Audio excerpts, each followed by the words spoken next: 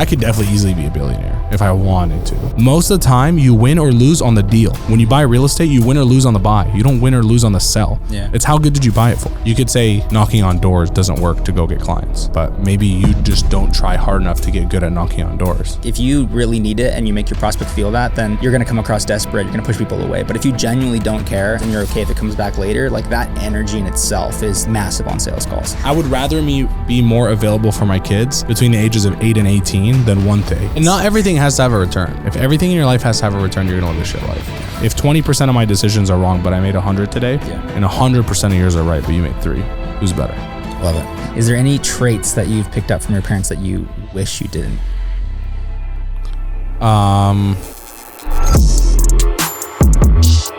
Welcome back to the Bad Marketing Podcast. I got a pretty unique and special guest here today, Mr. Kurtis Anderton. Is that correct? Right? I always fuck your last name. You nailed it. Up, you didn't even say Anderson that time. Yeah, I know. I fuck it up a lot. It's okay. It was saved wrong on my phone for a while. But Kurtis was actually our top closer here at Bad Marketing for quite some time, for a few years. He came in. He actually was trash at sales, for what it's worth. I can confirm that by his numbers. And he left here pretty fucking incredible, to the point that he actually took the system that we built at Bad Marketing that took us from 6 to 7 figures a month, and reframed it a certain way that works for all agencies. And then now he runs agency closers, where he actually coaches agencies one-on-one to increase their close rate. And it's fucking savage because, this is what we did at Bad Marketing. A lot of people don't know we actually had less leads than a lot of other agencies. But we just did a lot better working those leads, finding the qualified ones and getting them to spend more money with us, and then providing a good service, obviously. So Kurtis was a big part of that. Now he coaches other agencies. I see the success he has. It's fucking incredible. So if you're an agency owner, definitely connect with him on Instagram, etc. But this podcast is going to be a little bit different than we normally do, it seems. Kurtis has proposed. What have you proposed, Kurtis? We're going to flip the switch. I want to ask you some questions today. Okay, it's interesting. So Kurtis actually probably was one of the closest people from a directly working with me standpoint over the time he was here. So he claims he's going to bring some questions to the table that other people wouldn't be asking, or wouldn't be comfortable asking, or don't have the context for, or whatever.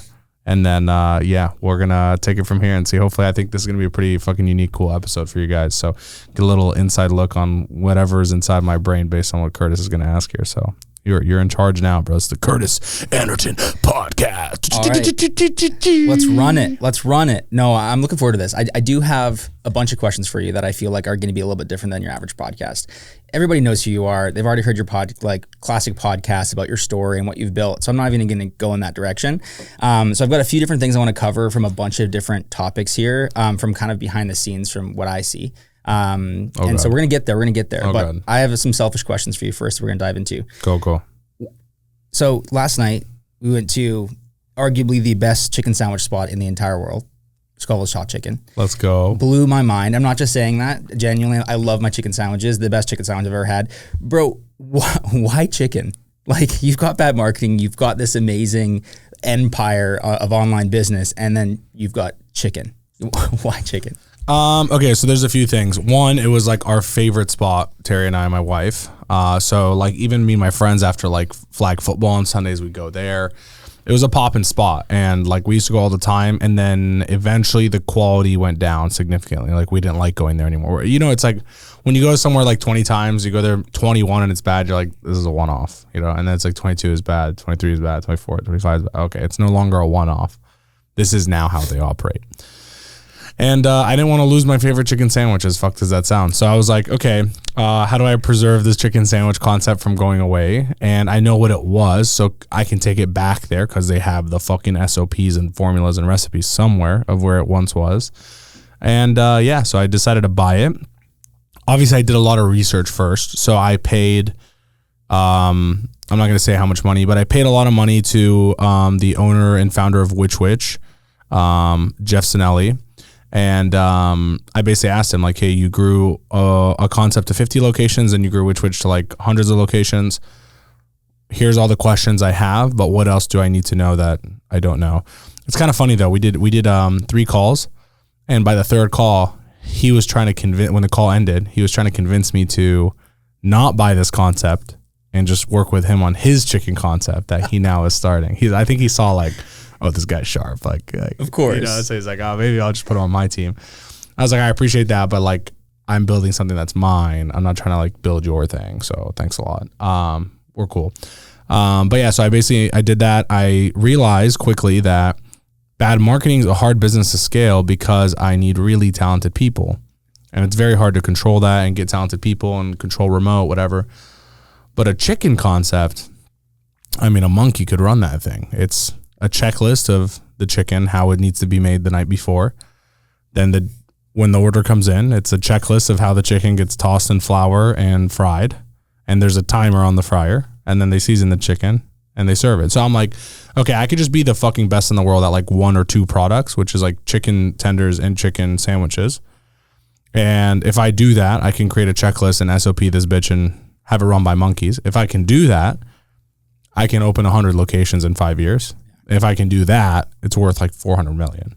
Yeah. So I was like, I think I can do that on the side. So on the side. Yeah, it started by saving my favorite chicken sandwich to, this is a big enough and scalable opportunity where I think I can actually build it really big. And that's the vision long term. Short term, yeah. I mean, not too long. Yeah, fair. 4 more years. So we talk about this a lot behind the scenes when it comes to you stepping into some of these businesses and taking what you know in the online space and kind of implementing. What were some of like the main, let's just say 3 things that you immediately implemented when it came to that business in particular that made like a pretty big impact right out of the gate? First thing, I cut the menu by like 60%. Oh, really? Yeah, they had a bunch of shit. Like that's significant. Yeah, I mean, so how I did it was I looked at order volume. What are the things people order the most? What are the things people order the least? And actually, like the 3rd most ordered thing was like a half bird, like a half chicken, like a full blown fucking fried chicken. Like you would get at like KFC if you got like a fucking whole chicken. And they're like, bro, that's like our 3rd most ordered thing, like blah blah blah. I'm like, yeah, but like 3rd most ordered, like what's the gap between 1st and 3rd? And the gap was like, it's like it would be like 1st place is like 70% of orders and 3rd place is like 7. You know what I mean? Yeah. Like.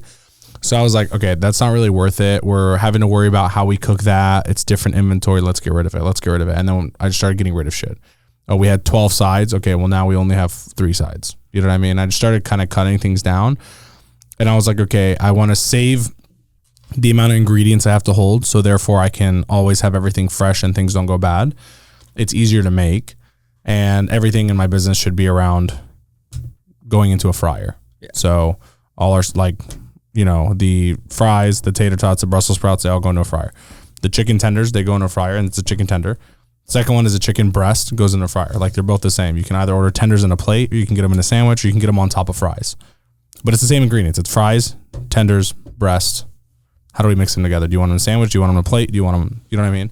So it's super easy. So I basically cut that down really quick. Then I added upsells. I increased pricing by $1 on all items across the board. Didn't hurt at all. Honestly, you guys told me yesterday, like, I feel like I'm robbing you for paying $10 for the sandwich. It's so bad. 100%. You could double it and I would still buy it every day. Yeah. And that's coming from a Canadian, So, I think I could sell it for like $13 and it would still be fine. And our margins would rip through the roof, to be honest. But I'm just trying to make it a concept that's so affordable that like everyone can eat it. And I believe that $3 difference swings for some of those people. So increase average order value. And then I change all the systems in the business so that they could be seen universally. So they had a different POS. This person did payroll this way. This person did this way, whatever it was. And then I basically added a finance team where they do the bookkeeping for all the locations. Every location has its own QuickBooks. We manage their books for them so that they can see, they deal with their banks and stuff, but we tell them what they made, how much they spent. Was the cost of goods too high this month? That means you wasted a lot of food. Was your staff cost too high this month? Does that mean you're overstaffed and you're not letting people off their shift if it's too slow? And between the 3 of those things, cutting the menu, increasing average order value as a whole, and then having clear visuals on data and KPIs much quicker, those were the 3 biggest changes we did in that business. And I mean, they were pretty simple to make, to be honest. Interesting. So one of my things that I find interesting about all the different things that you're currently doing is there's like such a vast change from like online marketing to chicken, and then there's a bunch of other businesses in that category as well. On a time perspective, when it comes to managing a business like Scoville versus bad marketing, like how much time do you spend on these other businesses that you're operating on the side, would you say, on a percentage standpoint? It depends on the week. And most of the people listening probably don't know these businesses and what they are. Obviously, I told you before, some of them to keep private. But every business I have has its own operator. It has its own partners that actually run the day-to-day. And then I create systems and marketing. I mean, all of it's still systems at the end of the day. I create systems that are evergreen and allow the business to scale. Meaning, what can I do once that will hold value long-term? Example, if I go post a picture on Instagram, that's good for the brand long-term. People see it, whatever. But is it going to make like a long-term impact? Probably not. If I go make a really good ad and I run that ad and it crushes, that's a long-term evergreen concept that helped, right? So all these businesses, I'm basically creating systems. So even the one I told you I can't talk about, the thing that I did, I came in and took the software knowledge that I have and I combined different softwares to create a better management system for us so we can manage our inventory and we could always know what we have in, what we have out, et cetera, right? So I'm coming in, I'm looking at the business. I do basically, it's a whole consultation. I spend like a whole day in the business. I watch everything, how it runs everything. I take my notes on what could be better. And then we go down the list in order of what's the most important thing that can create the biggest impact. And I start with biggest impact all the way down to you're wrapping the chicken sandwich wrong. Yeah. You know, so. Yeah, it makes sense. So sorry. So your question was how many hours do I spend? Yeah. Some weeks on some businesses I spend 30 minutes. And some weeks on some businesses I spend 4 hours, 5 hours. You know what I mean? Mm-hmm. I'm never in a situation where I'm spending like 30 hours a week on another company. Bad marketing takes up like 50 to 60 hours a week. Yeah, that makes sense. Okay. Now, you mentioned Terry and your favorite chicken restaurant. And so I want to take this in kind of a different direction. I find that you and Terry behind the scenes have the like most unbelievable relationship. And Terry's not really on camera. You're not really, you're more front facing, but like she is a mastermind behind running the events that you guys throw on. And she does an incredible job managing everything behind the scenes. What I find really fascinating is like relationships in these types of like very successful situations. Like you are a very high performer and yet you still are super present with your family, with your wife. What have you guys done since like say over the last 5 years to make sure that you prioritize family during like the growth that you guys have gone through in the last 5 years? Has there been any like rituals or things that you guys have implemented on your relationship side? No rituals or anything. And I'll tell you, Terry and I have a good relationship, but it's not perfect. We could be better in a lot of areas, both of us, for each other. We have discussions about that and we talk about it. But I'll tell you, like when Terry was working with me full time, we definitely had a better relationship because like she saw everything and she understood everything. And like, I didn't need to go home and be like, how's your day? And then I'm like, oh, fuck, it was horrible because today this happened and that, but it was really good because of this. Like she kind of saw it all because she was involved, which made it easier because we just always had something to talk about. You know what I mean? Like she was always involved. It's like she knew the problems. So, and like I'm the type of guy that's like not going to bring up the problems. You know what I mean? So yeah. So that definitely made our relationship cooler. I guess it was more synchronized because we were working on the same things always. Now she works on the kids more. I work on the business more. No rituals in place, but I think it's just a conscious effort to involve them in the things, because I think where the problems are created in a marriage when business is big and takes up a lot of time, and then there's family. It's like they become so separated that becomes the problem. Yeah. Whereas like if Terry is just as excited about our new office or the new Scoville location as I am, and she could see it, like that makes life so much easier. Yeah. And so, because then now she's excited about it too. It's not just this thing that Eddie's doing and it's not me. Yeah. Which is where the problem becomes, right? So she came to the Scoville location that we're building, a couple weeks ago for the first time. She's like, oh my gosh, it's so much bigger than I thought, blah, blah. She's like, I'm so excited. This is going to be amazing. She went to our, what we're hoping to be our next bad marketing office last week. And she's like, I fucking love it. She talked about it for like 2 days. She's like, I fucking love the new office. It's going to be amazing. Like, it's going to be so sick. And so I could tell like the energy shifts when I involve her more in things. The longer I go without like involving her with things, the more out of the loop she is, the less she is excited about. Therefore, she looks at it as something that takes away from our relationship versus something that adds to our relationship, Totally. So just kind of inviting her into the whole process. I love that. Now, when it comes to family in particular, I personally have this struggle. So I'm curious your thoughts on this.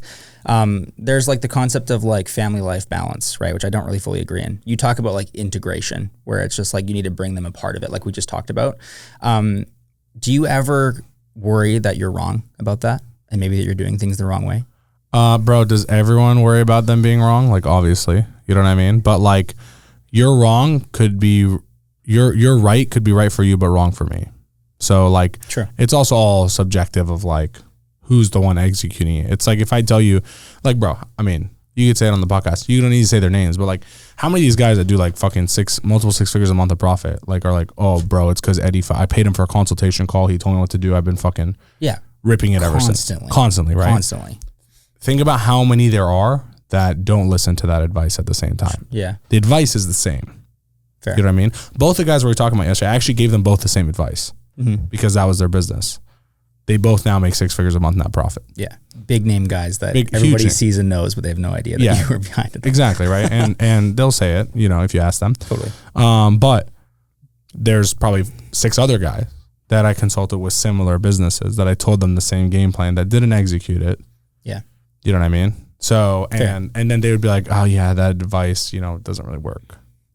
So back to your question, what if I'm wrong?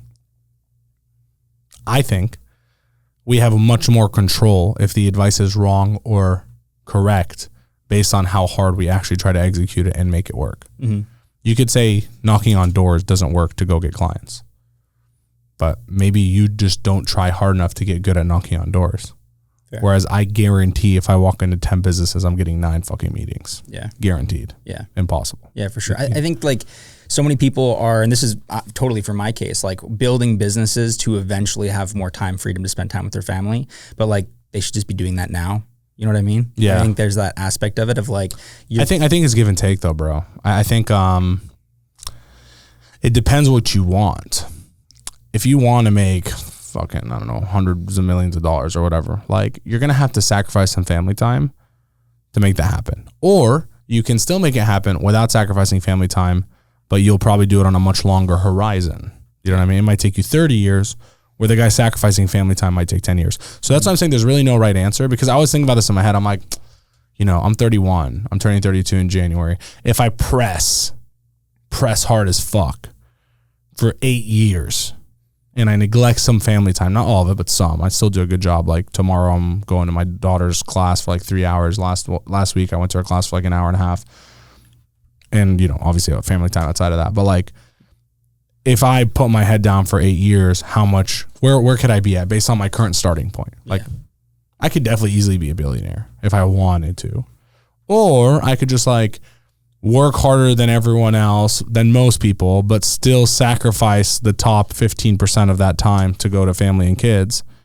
And maybe it takes me 15 years instead of 8. Yeah. Am I still cool with that? I am personally. Totally. You know what I mean? I think I'll end up having more regrets when I have money that I didn't spend some of those moments with the family. Not all of them, but like some of them, you know, just being realistic. And the thing is, like, my daughters are also young. Mm-hmm. So while I can instill a lot in them and talk to them, and you'll see a little bit more of them today later, and you'll understand what I mean. Like, they're very smart, intellectual, and aware. So I don't need to give them too much back and forth for me to improve them as humans, if that makes sense. Whereas maybe when they're like 8, 9, 10, like, I need to spend way more time. I need to travel with them to sports tournaments. I need to, you know what I mean? They're going to be fucking talking to a guy and I have to like coach them through it. You know what I mean? I would rather me be more available for my kids between the ages of 8 and 18 than 1 to 8. Yeah. You know what I mean? 100%. And so that's how I'm justifying it. Who fucking knows? You know, ask me in 10 years when they're actually that age and then I'm like, fuck, man, I did it all wrong. But I think at the end of the day, if I make wrong decisions, I'm cool with it because I'm making significantly more decisions than the next person. Yeah. If 20% of my decisions are wrong, but I made 100 today, and 100% of yours are right, but you made 3. Yeah. Who's better? Love it. Yeah. So that's why I make very quick decisions. Mm-hmm. You know, I'm sure you've seen that in working with me. I'm just like, constantly cut it or fucking replace this person or add this person right now or buy that thing. Yeah. Like, do you need more info? Just buy it. You operate so fast and everything. It's just like, I'm just decisions. You constantly. Know what I mean? So yeah, 100%. So going off this concept, like you're parenting, you've got your daughters. It's interesting because like for a way that you were say raised and grew up and the hunger that you had growing up with to be successful, your daughters are growing up in a very different kind of state, right? You're building generational wealth. I know. So what are you doing to make sure that your daughters have that, like, say, immigrant hunger when it comes to the life that they have? Maybe it's different. What are your thoughts on that? Yeah. So one, they're still like 3. So They don't seem like three it, and bro. They're one. so talkative and outgoing. Well, the bro. one you saw yesterday was 1. Yeah, Like and she's so chatty. You know what I mean? So, one, I don't know what that looks like yet because we're not there. But that being said, I'm not just gonna make my daughter sit in an economy seat to make sure she sits in an economy seat and learns a lesson when she's 3 when I need to sit in first class because I'm fucking huge. You know what I mean? Like, I'm not going to inconvenience myself that far to make sure she is inconvenienced to learn. She won't know the difference right now between a first class and an economy seat. You know, Fair. They're to her, they're all the same. Now, don't get me wrong. Like one time, like when we sit in economy now, we do because like we need 3 seats next to each other because of the kids and like it's a little more complex. Totally. Like for the first few times, she couldn't comprehend walking past like the 5th row. It was so funny. She's like, "Mommy, where are we going?" Like I thought we sit here. She's like, "No, we're sitting back there." She's like, and this guy's saying they don't even notice. No, but it's more about the row, not about I'm in first class. Yeah, it's like, oh wait, we sit in the back of the plane. Like I thought like we only sit up here. Like she's like unaware. You know what I mean? And obviously she can get whatever she wants, etc. Like, you know, when you buy kid shit, it's like $20, $30. Like you can kind of get whatever they want. I could get her a toy every day and she'd be fine. Or I'd be fine. Obviously she'd be fine. She better be fine. So no, I say no a lot to her, a lot, like intentionally. Both of us do. Me and my wife, like we make sure she knows like you can't just get something because you asked for it. Mm-hmm. I also don't hear her when she whines. Like I physically tell her like I'm deaf. Like if you're crying, I can't even hear you. Like, so like she comes crying to me sometimes. I'm like, I can't hear you. I don't know what you're saying. And then she'll like, Dada, I have a question. I'm like, oh yeah, what's your question? You know what I mean? Like I'll like totally oblivious. I'm like, I literally can't hear you. Don't forget. I'm like, what are you saying? Are you saying something? Because I can't understand. And so that stops her. And then also I've helped her understand that like the concept of if she wants to buy things, she needs money. How do we make more money? We go to work. That's why Dada's working, so we can make more money, so we can buy these things. So like yesterday, Rob was at the house and she was, or 2 days ago, and she came up to him and said something. Or said, she's like, "Why are you guys like on your computer still?" And I was like, "What are we doing, Milana?" And she's like, "You're working." I'm like, "Why are we working?" She's like, "So we can make money." I'm like, "Okay, so what do we do with money?" She's like, "Oh, so we can buy stuff." I'm like, "Exactly." So she's like, "Okay, like, can I get a toy or whatever?" I'm like, "No, you can't. We need to work more and make more money, and then maybe we can get you a toy later." Yeah. You know what I mean? Like, so I'm trying to like help her understand the concepts of like, you can't just ask for things and they appear. Like there's a transaction, there's effort, there's energy, there's money, etc. And so that's the best way, at least I found so far. And I talk to my daughter like an adult, like a full grown, like my 3-year-old, I'm full grown adult. Mm-hmm. Like I don't even like use a baby voice or anything. I'm just like, you would be like, why are you're using such big words with her? How does she even understand? You know what I mean? But she can like articulate the words like I was learning in 6th grade. It shows. Yeah. Yeah, absolutely.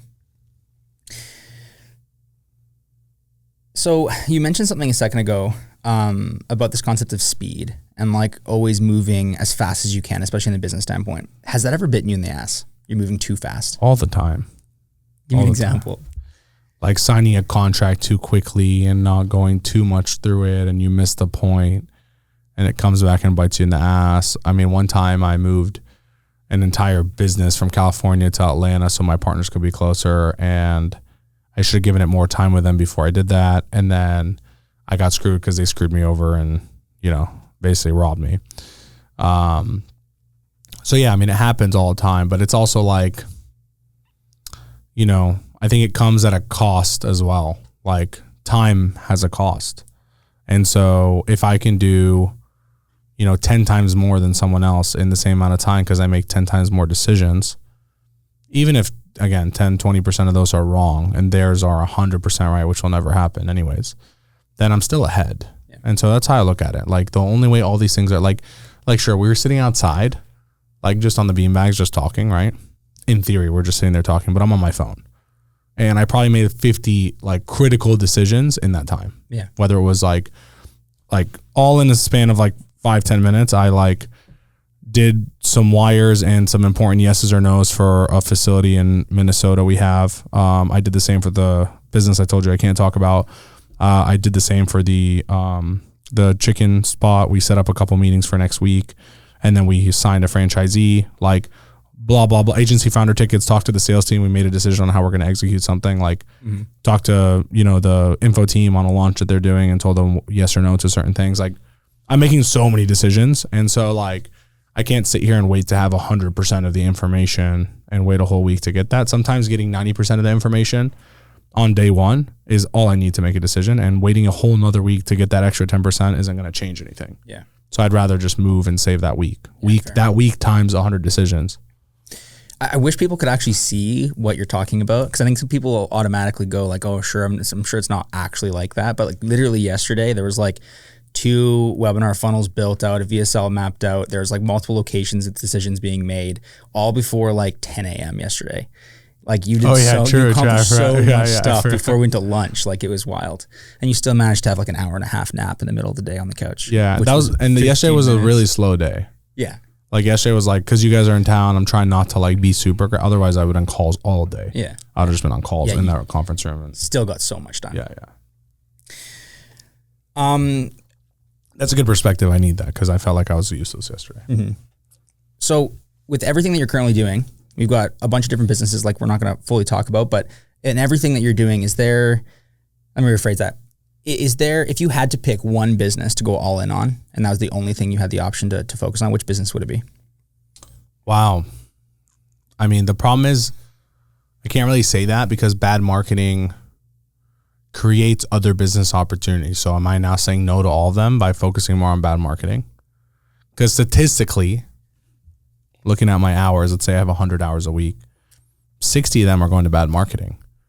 So like, to me, that tells me what the priority is, but it's also because bad marketing creates other opportunities.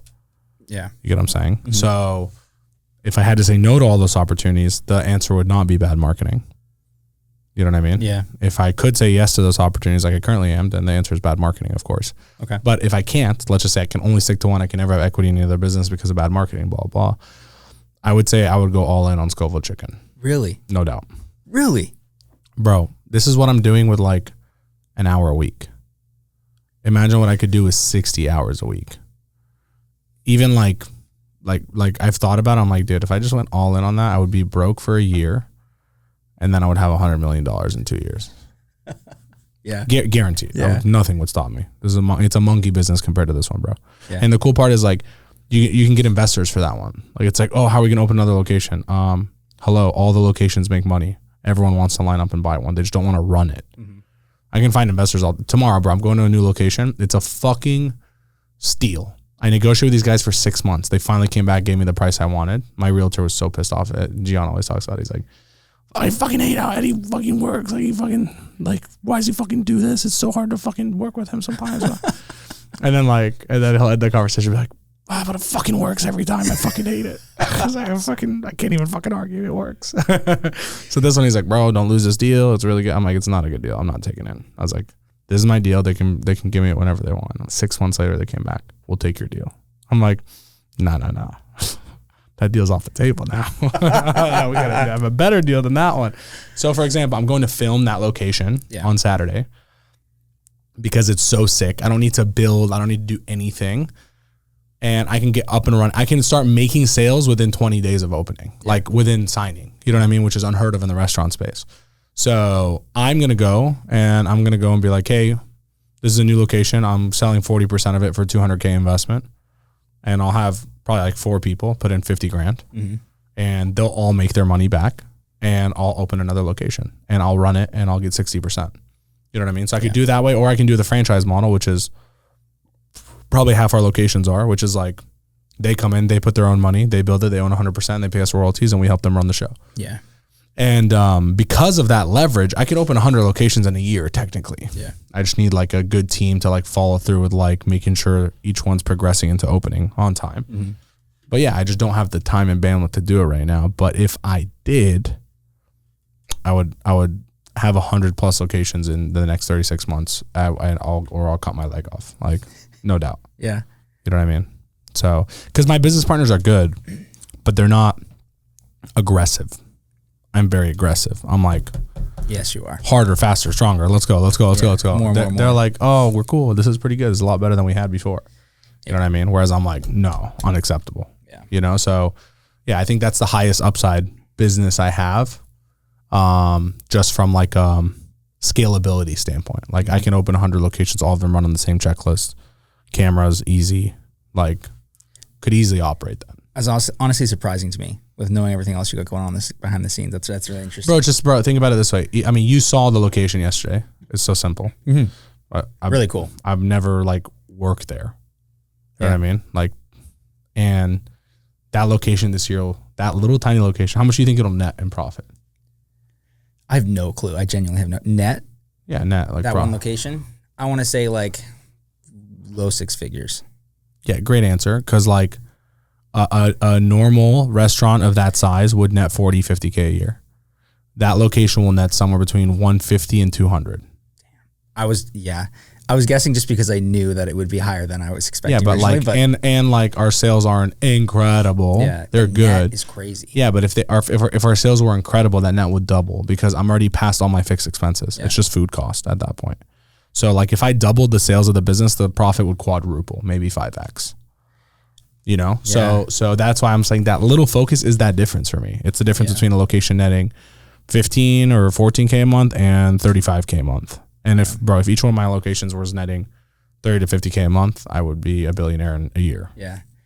Paint a picture for you guys. Like you walk into this place and it's a big brewery, basically this massive brewery that is running. And then there's this tiny little desk in the corner with 2 screens to order chicken and like 1 Scoville sign. How many people are working there at any given time? I only saw like 2 to 4. There was 3 yesterday. There was 2 in the back, 1 in the front. Yeah, which is crazy. And you guys are just pumping out chicken like every few seconds. Someone is coming out with an which is wild. It's really, really cool. I primarily know you in the side of like sales and negotiation. One of my favorite parts of working with you at Bad is like from the very beginning, coming in like 3.5-ish years ago, was I got to watch you on sales calls every day. And I think that what I know you for is like world-class at sales and negotiation, where I feel like the rest of the world knows you for like just marketing in general. Ads and marketing, yeah. I personally think that is the like highest leverage skill set that you can have really in any business, and you're kind of proving that. Where did you was there a moment coming up where you realized that and you just decided to go all in on that skill set, or is this something that's just kind of just happened without you sales? Really doing it? Yeah, like in negotiation side too, because like there's sales, but the way you structure deals and the way you've made up deals to build some of these businesses is wild, that nobody else is really doing. Yeah, like there's not lawyers that can come and tell you how to do this, and you're just making it up on the spot, and it's amazing. Well, I've just realized that there are no rules in business, and everyone thinks there is. Oh, I can't go buy that business, or I can't ask him to give me a payment plan. You know what I mean? Like they just kind of make these assumptions, and I've just kind of realized, no, I can get whatever I want. I just need to find a way to do it, right? So like, I don't know. I forgot the exact scenario. I actually notated it in my phone. I'm like, you need to give this as an example because... Let me see real quick, because this just happened last week. I was like, you need to fucking make a reel about this. So, the fuck did I put it? I thought I put it in here. 1 second. This is worth it. It's worth it.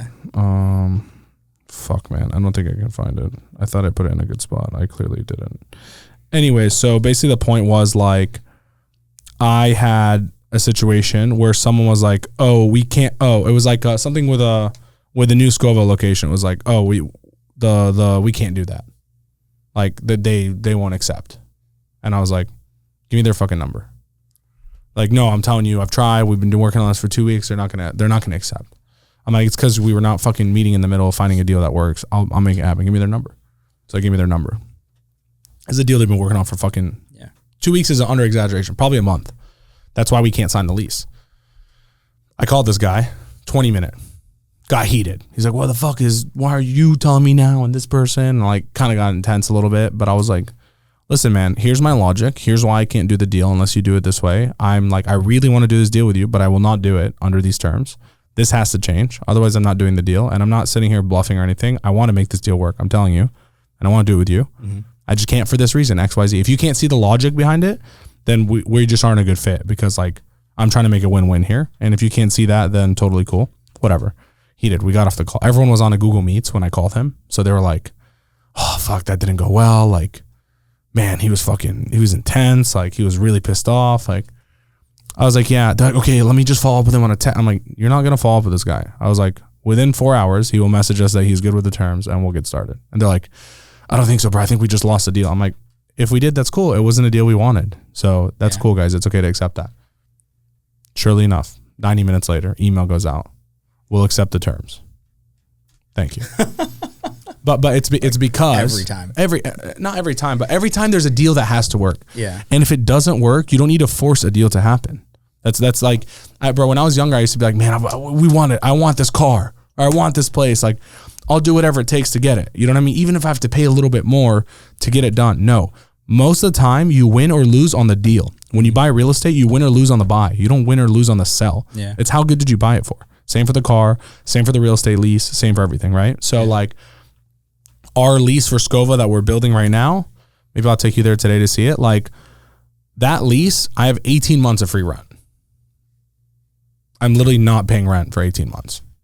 It's impossible that I'll lose money. You know, let's say we get there and I'm like, I don't want to run this anymore. Like cancel the whole thing.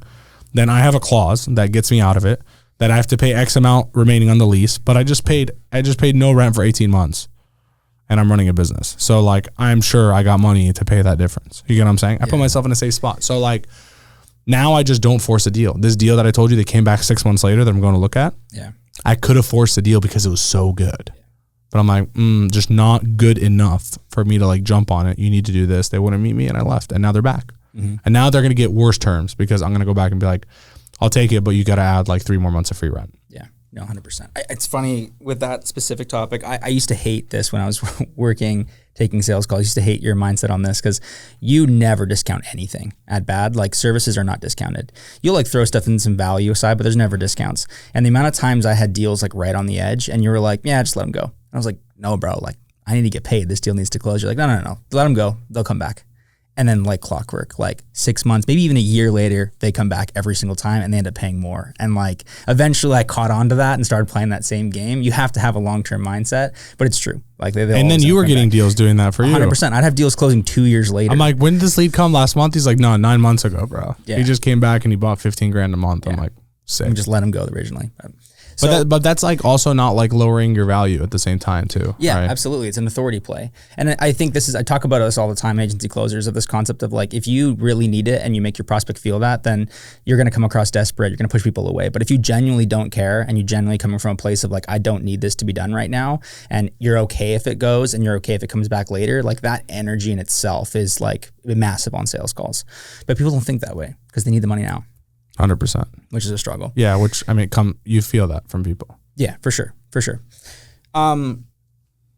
So I've been told, I've been asking around, I've been told that when it comes to your family situation, your parents, you get your creativity from your dad and you get your sales aggression from your mom. That's what I've been told. Is there any traits that you've picked up from your parents that you wish you didn't? I don't know. Look, everything has a pro and a con. You're laughing, but I'm so serious. Like, hear me out on this. Okay, let me give you an example. My dad doesn't really get phased. He's kind of like emotionless. You know what I mean? Like he'll laugh here and there or whatever, and like he doesn't like cry or like get mega frustrated. Like maybe when we were kids, he used to a little bit, right? But it was like out of like us being fuckboy kids and fucking shit up. You know what I mean? Yeah. So like rightfully so. But like in general, like nothing like causes insane amounts of like emotional spike for him. So I got that from my dad. Like over time, I've become like more emotionless and like poker face the whole time if I want to. Pros and cons. Pro is when my brother gets fucking kidnapped in Haiti, I don't give a fuck and I can get him out. Cons are sometimes I'm less empathetic in a relationship with my wife because she wants me to be like, oh my gosh, babe, like I'm so sorry. And I'm like, all right, what do we need to do to like fix this? Like what are our next action steps? And she's like, babe, I just want to fucking bitch for a second. I'm like, yeah, but like how do we like, what's our corrective course of action here? Yeah. You know what I mean? So like pros and cons, right? To most people in the business world, you'd be like, that's a fucking nasty skill. I want that. And in someone who's a dating coach, like I wouldn't want that. I want to be more empathetic. And don't get me wrong, bro. You've seen me, bro. I can be empathetic with people. Like I can get emotional with people. Absolutely. Yeah. It's just not my first look. Yeah. Like my first look is how do we analyze this problem and fix it properly? And my second look is, hey, don't forget this person may be a little bit more emotional than you are. You're not used to it. You need to be there a little extra for them. Yeah, absolutely. You know what I mean? You don't get enough credit for this. And like, I've got to tell my side of this because I think it's absolutely crazy. When his brother got kidnapped, this guy calls me at 5:30 in the morning. And like, you don't call me that early. So I'm like, what's going on? So I pick up the phone. This guy, like in the most nonchalant way, is like, hey bro, so we booked an event for Vegas tomorrow and I need you to go. I'm like, okay, like why? He's like, so you can't say this to anybody, but my brother just got kidnapped. And you said it so nonchalant. I was like, okay, bud, sure. You're like, no, I'm completely serious. Like, this is what's happening. Nobody's allowed to know, but like, I need you to go to Vegas. And I'm like, all right. I forgot I told you. You're the only person that knew. Yeah. Because no one knew. I'm like, all right. So I like woke up my wife. I'm like, hey, babe, I'm so sorry. If I'm going to Vegas tomorrow, this is what situation. She's like, no chance that's happening right now. I'm like, and you were so chill about it the whole time. The craziest part is that I found out about this as it was happening. So I went to the event. I think it was like 17, 18 days of this entire company of bad marketing having no idea this was going on. You continued to work that entire time running the company, and we were aggressively growing at that time. Nobody had any idea. I watched you run multiple company calls with like 200 people on it, like cool as a cucumber, great energy. Well, negotiating your brother's release, which crazy. I don't think people fully realize that's what happened, but this guy legitimately negotiated his brother's release of a kidnapping over like crazy WhatsApp calls and over stuff. Those 2 weeks, that was the least I've slept. Not because I was worried, but just because I couldn't. I had to work all day, and then I was like putting in an extra 7 hours at night, off hours to like doing brother shit. I think I realized my potential. Like you know what I mean? I'm like, oh, I could, if I wanted it bad enough, I could only sleep 3 hours a day for 3 weeks and like function like a monster. But I just clearly don't want it bad enough. But like if push comes to shove, my back's against the wall, I could get it done. You could do it. Yeah, 100%. That was a wild season to be a part of. Yeah. And it's funny, so many people still think we faked it. It's good. Yeah. And the crazy thing is, I got to watch a bunch of these raw videos of you on WhatsApp, like video talking to these guys, and like Terry's filming you from the side. Like it was wild listening to these conversations, and nobody saw any of that. Like it's crazy. The fact that you guys filmed it all was hilarious though. I'm not gonna lie. I knew my brother wanted it filmed. I'm like, bro, if I'm gonna drop $300,000 to get my brother out, I'm getting some content out of it for him. You know, there's got to be a positive here somewhere. You know what I mean? 100%. And like on the other hand, if it's like he dies, then this was also his closing saga. You know what I mean? Like at least I recorded the whole thing up to him getting executed or something. You're gonna have a big showing at his funeral. Oh my gosh! All right, I got some rapid fire questions for you here to kind of finish things off a little bit. So, you can answer kind of in a shorter way because you like to take them in so many different angles. So when it comes to... Are you trashing me, bro? A little bit, yeah, no. I told Victor before Is this like your first podcast? I was like, I'm going to ask him these questions. Who the fuck is this guy? I was like, I'm going to ask him this question, but I guarantee you he's going to be like, well, there's two sides to this. We literally just had this conversation. Really? That's funny. That's why I was laughing. You're like, well, there's a pro and con about this. So your daughters are in their 20s, okay? And they're watching the thousands of hours of content that you have online. You're no longer, say you're not no longer around. That's kind of crazy because that's still pretty young. But just say that's the case. What are some lessons? It's pretty fucked up. Yeah, I know. I'm sorry. What are some lessons that you hope they learn? Make them like 50, 60, bro. Okay, like, 50, 60, and they're just finding your content now. They just decided to watch it because I died. Right? Okay, let's rephrase that. They're 50 or 60 and they're watching your content back. What are some lessons that you hope they learn about you from watching all this content? I mean, the problem is my content's very business driven. So like, we can learn business shit. I don't give a fuck about that. I think overall though, I want them to learn that like their dad cared and he tried to like aim big and aim for something that was a lot more than like the easy thing that's accessible in front of him, you know? Because if I wanted to live an easy life, bro, I could right now. I could easily not run this whole show. I could easily make a couple $1 million a year for myself. No headaches. Terry always pulls on that string. She's like, you could just make like a few million a year doing like barely anything and just like, chill. Like you know what I mean? She's like, why are you doing all this? You know, just like relax. You're so stressed. So I want them to know that like, I always aim bigger. I always try to do things that were like mission driven, like Remotely X. Like I'm actually trying to change, Lebanon and the lives of people there. Like, we've placed this year a few hundred people, for example, which doesn't sound like a lot, but when you're just starting and a few hundred people who now support their entire families, I've supported 500 families in Lebanon. Like that's big. It's crazy. You know what I mean? Yeah. You're changing like legit communities in a big way. Oh, legit lives forever. Yeah. Like generations will be impacted, I hope. So yeah, I think those are the things that are important. And then I'll tell you, like, for people that work with me or people that are in my life, like, I hope that when they talk about me, that they'll be like, yo, that dude like changed my life, or he really cared about me, or he went out of his way to help me, even though he had a million other problems and things going on, et cetera. And so I believe that the people that are close to me will say those things about me. The people that are far from me, bro, I don't really give a fuck what they say. Because like, I forgot who was talking about this. Yes, I think it was the guys. But, bro, so many people talk shit about me too. You know what I mean? And like, they don't know me. Like, I've heard people think I'm fucking laundering money to make money and have Lambos and shit. We were talking about this yesterday, but your neighbors, like, what the fuck does this guy do? All these supercars rolling in. Yeah, even though my neighbors are nice because they talk to me, they know what I do, they follow me on social media. They're not actually, the neighbors are the least of it because like they actually interact with me. They're like, oh wow, Eddie's a really nice guy. Oh, he helps us whenever we ask him for stuff. Like, he's just a dude. You know what I mean? Whereas like people that don't, they create their own opinions of me to justify their jealousy or their lack of understanding or whatever it is, right? And so many people talk shit about me. They say I'm a cocky dick, whatever. Like, you don't even know. You've literally never talked to me. Yeah. You see social media. Like, get over yourself. Yeah, absolutely. So yeah, I hope my daughters think that of me. And yeah, I don't really give a fuck what everyone else thinks. All right. So see, another long question or answer. Oh, I'm just kidding. So you right now, I would guess that your hourly rate is around 10 to 15K. I'm just going to say roughly, right? Hourly rate. I charge wage. $5. We charge $5, but like, I would charge $5. You sold a bunch of those. I did sell a whole bunch of them. So that's why I said that. So 10 to 15K, what was the last thing you did that was like literally worth $0, but you did anyways? Hanging out with you guys last night.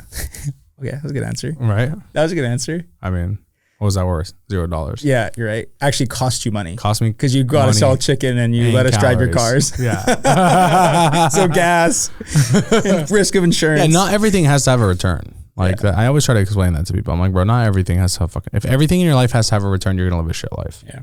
Because you're just always gonna think about, the ROI on me doing this doesn't really. Like, bro, it's one thing. I don't want to fucking cut my grass. I'm never gonna do that. I'll pay all day. A fucking laundry, I would rather fucking die than sit here. Like, if it's a one-off week or whatever, but if I'm talking life plan, my wife's no longer doing laundry or cleaning the house, someone's fucking doing that. Yeah. It's never going to be me, like, period, point blank. You know what I mean? Yeah. I haven't even returned a package in 2 years because that's a waste of fucking time. Crazy. Right? That's also headspace. But when it comes to personal life, friends, family, things like that, you can't think about ROI all the time. You just got to think about, like, being a fucking good person and just like having companionship and friends and family around you that you all love each other no matter what the fucking ROI is. You know what I mean? So yeah, 100%. So yeah, you're my fucking biggest waste of money in the last 24 hours, Curtis. That's a good answer.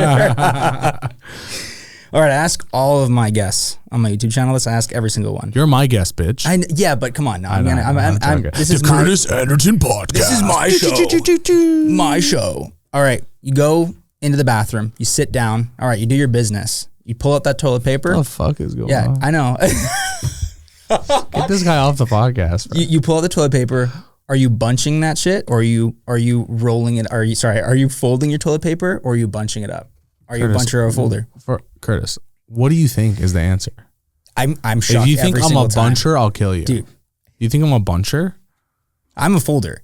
Brother, my 3-year-old daughter is a folder. Let's go. All right, see? There you go. You'd be shocked, bro. Bunchers? They exist? Dude, so many of my bunchers? Like, A-type personality friends are all bunchers.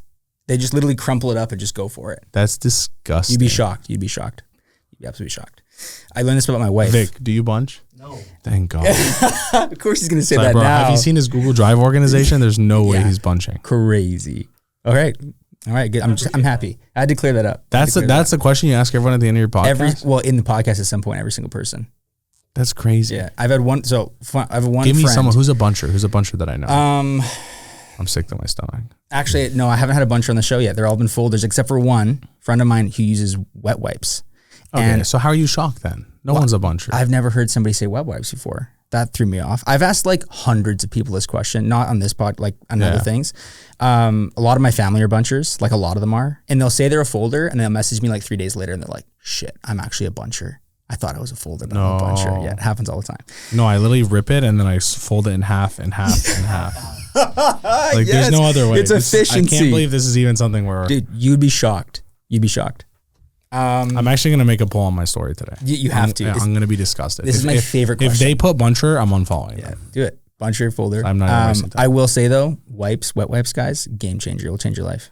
Bro, of course. Change your life Of course, forever. but it's like you can't have that outside of like your own house. Yeah, you're right. Unless you pack it, which is just. It's like, why get used to that standard? Yeah. You know, Yeah, it's you're like, right. then you're like, it's like my friends who only drink like specific glass bottled water. It's like, I get it, but if you're traveling half the time and you can't fucking actually have that kind of access to that specific water, then your whole life is an inconvenience. You're like, oh, fuck, I have to drink this other fucking water. Oh, fucking whatever. I drink tap, so everything else is an upgrade. You drink tap? I'm just kidding. You know what I mean? If I go to a restaurant, bro, I'm like, yeah, just give me fucking tap still. Yeah. Yeah, who cares? Like, I mean, I get it. It's much better for you to have bottled water. Yeah. Glass bottled water. I'm totally on the same page. It's just like, I can't create that convenience. It's like wet wipes. Like, I can only do it at home. What are you going to fucking do? Dude, if you're a guy who brings wet wipes in your backpack to go take shits in other places when you travel, you're a sick fuck. You know what I mean? Like, there's levels to this. You're a sick If fuck. you're a buncher or you bring wet wipes around, you're done. You're done. Yeah, if you bring wet wipes around, like with you to other places you travel, you're a simp. And if you're a buncher, then you're just like a fucking simp. barbaric fuck. And we should never be associated with each other, you fucking ape. You're no better than a caveman. It's my opinion. This poll is going to go crazy. You need to post it right after this. All right. You are quite, people don't know this, but you're very modest about your cars. You're quite modest. I'm going to leave it there. If you could only drive one car for the rest of your life, now take out the concept of comfort. I already know the Take out answer. the concept of comfort, because everybody's going to be like, well, it's not going to be comfortable to drive this every day. Yeah. Any car, only one, rest of your life. Which one is it? Brabus G-Wagon. Really? No, not even close. Really, hey? Not even close. Why?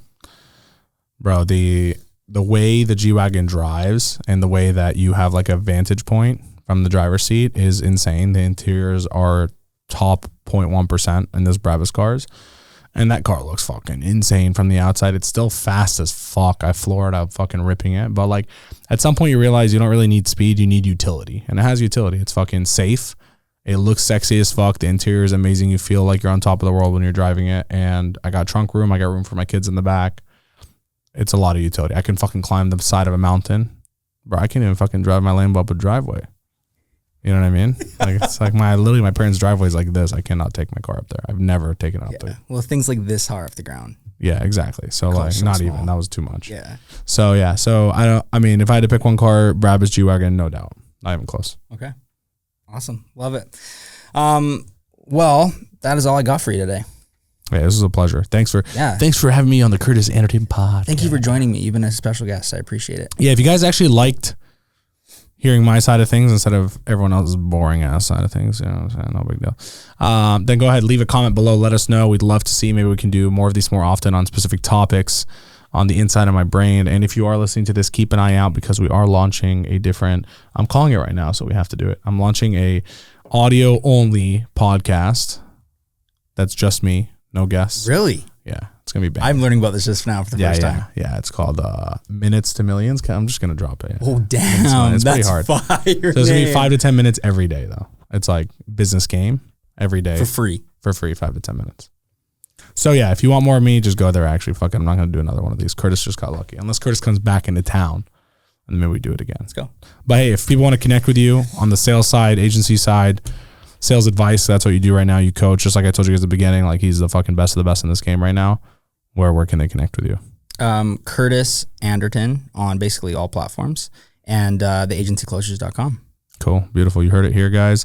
Go give Kurtis a follow if you're in the agency space. Connect with him. Get some sales advice from him. At least let him look at your shit because your shit's probably all fucked up and you think you're really good. most of the time it's not true. Kurtis, thanks for jumping on the show, bro. Appreciate you all the way from Vancouver. This is the first time. No, is this the first time you realize we're on the East Coast? No, that was Damien. He's actually, he had no idea. That's pretty concerning. Anyways, thanks for joining us on the Bad Marketing Podcast. We'll see you guys on the next one. Thanks so much for watching another episode of the Bad Marketing Podcast. I hope you got immense value from it. And if you did, all we ask of you is that you share this with a friend that you think could find this very valuable. And depending on the platform that you're watching or listening to this on, please like, subscribe, or rate the podcast as best as possible. It really means a lot to us. We pour so much money, time, and effort into getting these guests here, filming all this, editing it, all for free just to give you free value. And all we ask in return is that you just share this with people. You give it a positive review so that we can continue to reach more people and impact more lives with all this effort that we're putting in. With that being said, thanks so much for tuning into the episode, and I look forward to continue to provide you more valuable content moving forward on the Bad Marketing Podcast. Make sure you subscribe.